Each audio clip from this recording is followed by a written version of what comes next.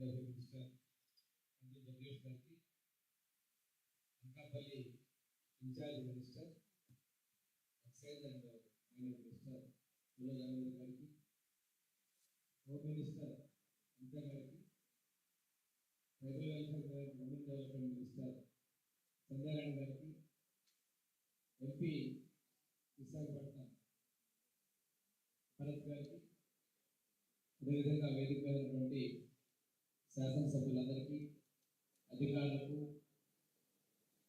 మీడియాకు అందరికీ నమస్కారాలు. విశాఖపట్నం అంటేనే ముఖ్యమంత్రి కావచ్చు, ఉప ముఖ్యమంత్రి కావచ్చు, అందరికీ కూడా ప్రత్యేకమైన అభిమానం. ఈ ప్రాంతాల్లో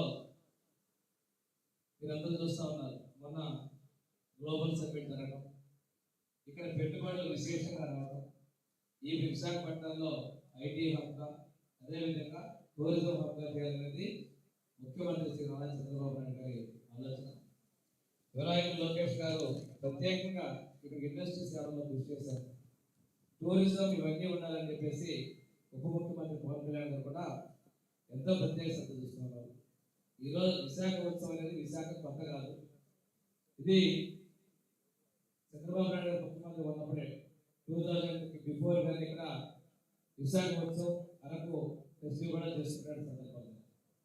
కానీ ఈసారి అద్భుతంగా ప్రపంచం అంతా కూడా విశాఖ వైపు చూసే విధంగా ఈ ప్రాంతంలో ఈ విశాఖ ఉత్సవాన్ని ఉమ్మడి విశాఖ జిల్లాలోని అనకాపల్లి, అరకు, విశాఖపట్నంలో రేపు 24వ తేదీ గొప్పగా సెలబ్రేట్ చేయాలనేది ప్రభుత్వం ఆలోచన.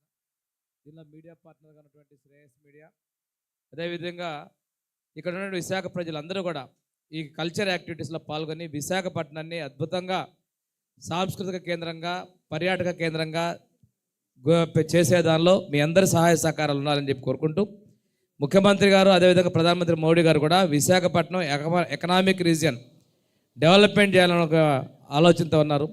ఈ ప్రాంతానికి వచ్చేటువంటి పరిశ్రమల్లో వచ్చేటువంటి ఎంప్లాయీస్ కావచ్చు, ఇండస్ట్రీస్ వాళ్ళందరూ కూడా ఆహ్లాదకరం, వాళ్ళకి కావాల్సిన కుటుంబాలకు కావాల్సినటువంటి మనకు వినోదం కూడా కలిగించడానికి విశాఖ ఎంతో ఉపయోగపడుతుంది.